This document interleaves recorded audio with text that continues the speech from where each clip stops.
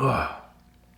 It started getting hot outside, so I've started drinking iced coffee, which you guys probably don't care about since you're here for knots, since it's Knot Monday.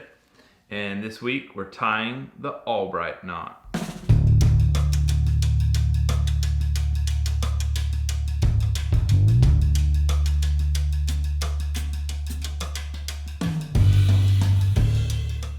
All right, the ALBRIGHT knot is a knot used by fishermen to attach different types of lines together, whether it be mono to braid or different diameter lines. It's very common amongst fly fishermen to attach their fly line to their backing.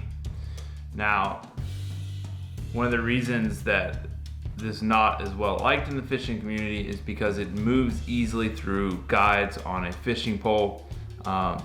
Something you can do to help that though is to put a little bit of rubber cement or glue onto your knot, and that'll kind of smooth it out just a little bit.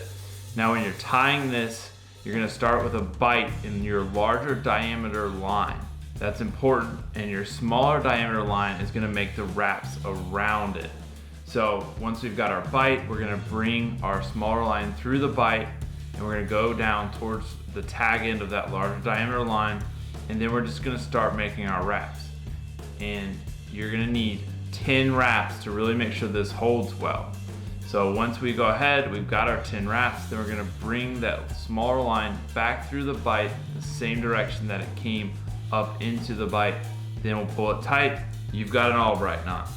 Hope you guys learned something. Let me know what you think down below. Any knots that you guys wanna see, happily do them for you.